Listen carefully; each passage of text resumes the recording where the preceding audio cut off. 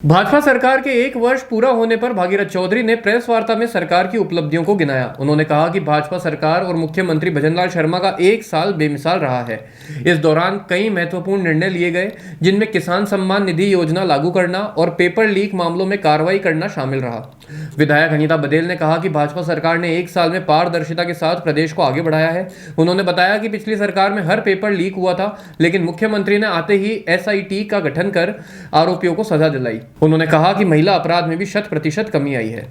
आज का दिन बहुत ही शुभ है। आज हमारे मुख्यमंत्री माननीय भजनलाल जी का जन्म दिवस भी है और सरकार को, भारतीय जनता पार्टी के शासन को एक वर्ष पूरा हुआ है। भजनलाल जी के नेतृत्व में जिस तरह से पारदर्शिता के साथ प्रदेश आगे बढ़ा है, पिछली सरकार में, कांग्रेस की सरकार में न केवल RPSC में घोटाला हुआ, बल्कि हर पेपर 19 से 20 पेपर लीक हुए।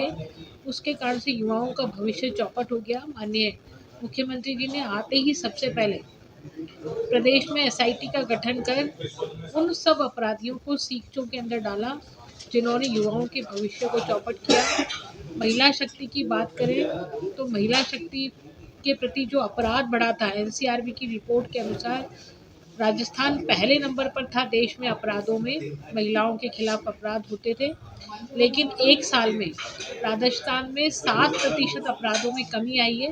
ये एक बहुत बड़ी बात है। प्रदेश में विकास की दृष्टि से, चाहे सिंचाई हो, चाहे सड़कें हो, चाहे ग्रीन फील्ड एक्सप्रेस वे हो, गरीब को गणेश मान करके उसको आगे बढ़ाने की बात हो, महिलाओं को सशक्तिकरण की बात हो, हर क्षेत्र में माननीय मुख्यमंत्री जी ने काम किया है। और 450 रुपये का गैस सिलेंडर देने का जो वादा किया था वो उन्होंने पूरा किया है। बहुत सारी चीज़ों के वादे हमने संकल्प पत्र में जो वादे किए थे वो 70% वादों को हमने पूरा कर लिया है। 5 साल के कार्यकाल के प्रथम वर्ष में ये एक बहुत बड़ी उपलब्धि है।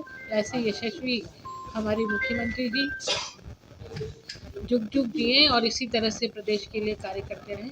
इन्हीं शुभकामनाओं के साथ आप सब प्रेस बंधुओं का बहुत बहुत आभार। हमारे प्रदेश के मुख्यमंत्री माननीय भजनलाल जी शर्मा ने हासिल की। सबसे पहले मैं उनको आज के जन्म दिवस के अवसर पर बहुत बहुत बधाई देता हूं। और जो एक वर्ष विगत सरकार का रहा वो निश्चित रूप से राजस्थान के लिए बहुत ऐतिहासिक रहा।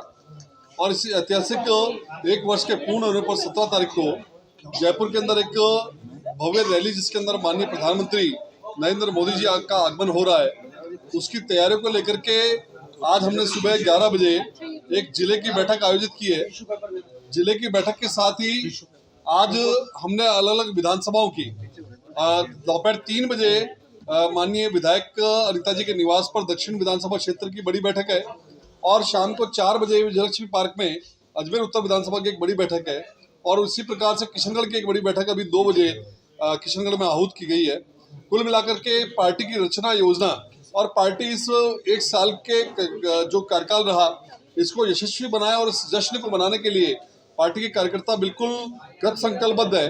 और इसलिए बड़ा एक उत्साह देखने को मिला है कि पार्टी के कार्यकर्ता लगभग 100 से अधिक बसों के माध्यम से, और साथ ही लगभग 400 से 500 छोटे वाहनों के माध्यम से, और जो है जयपुर जाने की तैयारी 17 तारीख को की है।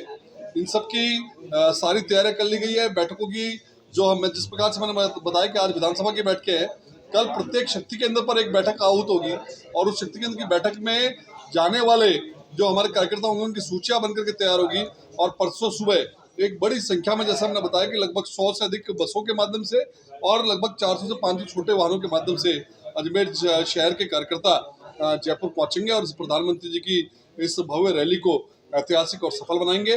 पुनः एक बार इस यशस्वी एक साल के कार्यकाल के लिए मैं बहुत बहुत बधाई और शुभकामनाएं भेजता हूं। प्रधानमंत्री का नेतृत्व संभालने वाले भजनलाल जी के द्वारा पूरे प्रांत में विकास की जिस अविरल गंगा को अविचल रूप से बहाने का काम किया है, उसके लिए हम आपके बीच में उपस्थित हुए हैं।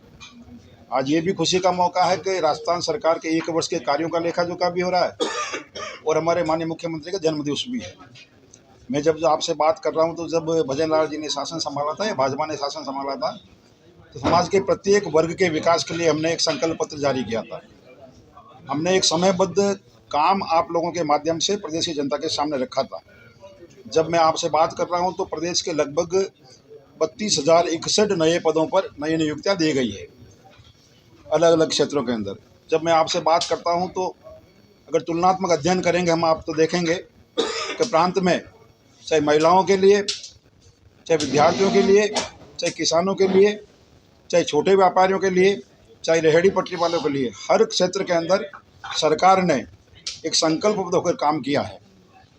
और मैं आपको माध्यम से राजस्थान की जनता को ये भी भरोसा दिलाता हूँ कि राजस्थान के विकास के ये कार्यक्रम हमारे जनप्रतिनिधियों के माध्यम से और आम जनता के माध्यम से और पत्रकार साथियों की साक्षी से लगातार चलते रहेंगे। इसी के निमित्त आपके बीच में आज उपस्थित हुए हैं।